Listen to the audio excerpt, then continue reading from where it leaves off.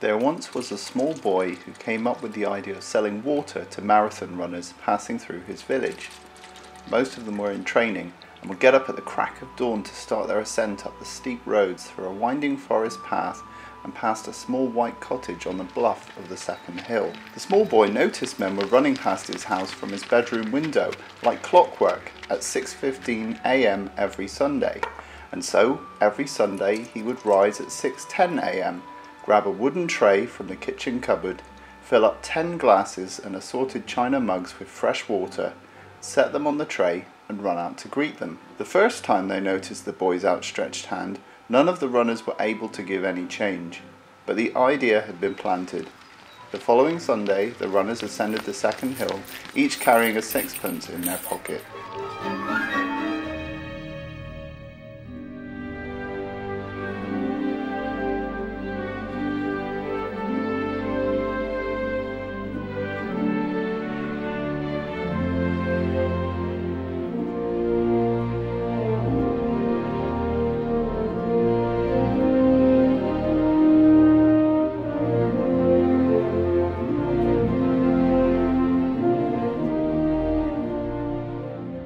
I was working as an investigative journalist in 1995 when I visited the facility in Palo Alto, California, known as International Genetic Technologies. There had been a lengthy battle fought over the company and its assets between the company's CEO, John Hammond, and his nephew, Peter Ludlow. The current CEO was losing patience with him and was considering giving in to his nephew's demands. I was summoned by Mr. Hammond to take a look at some old documents he had recovered from his ancestral home in Scotland and from his personal office in Palo Alto. I wasn't exactly sure why he had summoned me, but I do remember writing an article on him 8 months before, praising his new stance on the preservation of rare plant species on the Costa Rican islands. He had literally turned over a new leaf, from corporate tycoon to environmentalist, almost overnight.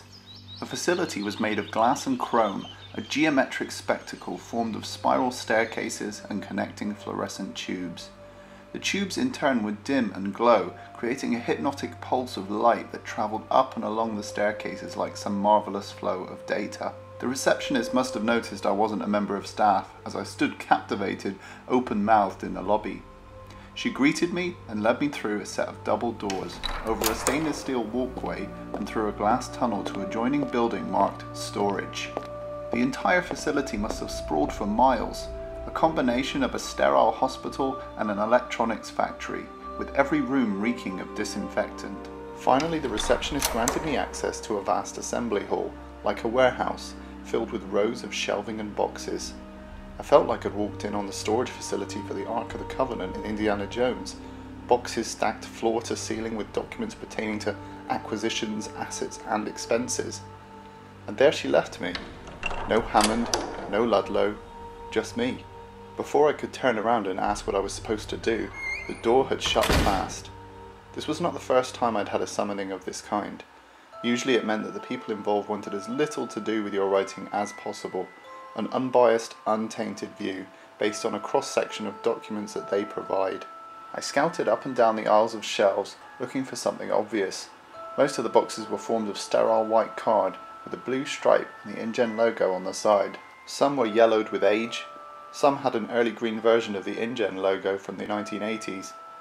At the end of one shelf sat an old brown cardboard box, with worn corners and a thick coat of dust. I could see the fingerprints on the waist of the box, where it had been carried and deposited purposefully by one person.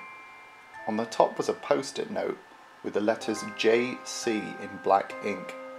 This was it. These were the lost notes, left here by Hammond himself, and I had an exclusive. The documents inside would lead up to the events on an island referred to as Site A. They stopped abruptly in 1993. They had most likely been omitted or poached by Ludlow for legal purposes. Still, I estimated I had some good material to work with, including a planned facility in San Diego in the early 1990s. The first document I lifted was a small newspaper cutting from the Scotsman, dated 1937. It told of a young boy aged 9 in a remote Scottish village who had developed a surprising entrepreneurial knack. His own mother described his peddling of fresh water to passing marathon runners as a gift. I took out my pen and notebook and started to record Hammond's story. Join me next time as we delve deeper into the past of John Parker Hammond, what happened in San Diego, and how the events on Site A were initiated.